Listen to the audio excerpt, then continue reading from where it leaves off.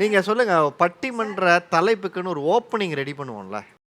உங்க ஓப்பனிங் என்ன சொல்லுங்க? சாகும் போதும் தமிழ் படித்து சாக வேண்டும், என் சாம்பலிலும் தமிழ் மணந்து வேக வேண்டும், பாடையிலே படுத்தூரை சுற்றும் போதும் பைந்தமிழிலே அழுபோசை கேட்க வேண்டும், ஓடையிலே சலசலத்து ஓடும் போதும் ஒன் தமிழிலே சலசலத்து ஓட வேண்டும், என்னை ஈன்றெடுத்த தமிழ் அன்னைக்கும் என்னை ஈன்ற அன்னைக்கும் வணக்கம் கூறி என்னுடைய உரையை தொடங்குகிறேன். கூத்தன் இருந்தான், குரலரசன் அங்கிருந்தான், வார்த்தை தமிழுக்கு வணங்கிய தமிழ்வேந்தன் கம்பன் இருந்தான், கவிகால மேகமனும் வம்பன் இருந்தான், வயதான தமிழ் பாட்டி அவை இருந்தால், அரசியல் சீதனமாய் புலிச்சோட நாடு இருந்த புகழ்வேந்தி அங்கிருந்தான், நக்கீரன் நன்னாகன் நப்பசலை ஒக்கூர் மாசாத்தி ஒன்றாத்தான், சிலம்பெடுத்த தக்கோன் இளங்கோ தமிழ் குடிக்க உயிர் நீத்த பல்லவனாம் நம்பி பாட்டெடுத்தவன் தம்பி எத்தனை பேர் அத்தனை பேரும் மொத்தமாக திரண்டு வந்து யாப்பிலா பாடல் எனும் யார் தரும் கவிதை எனும் மாப்பலா போல் நீ மடியில் வாங்கி கொண்டு காப்பிலா தமிழர் நெஞ்சில் காலமெல்லாம் வீற்றிருக்கும் என் அன்னை தமிழுக்கும் சங்கம் வைத்து தமிழ் வளர்த்த என் மதுரை மண்ணையும் வணங்கி என் பட்டிமன்ற உரையை இனிதே தொடங்குகின்றேன்.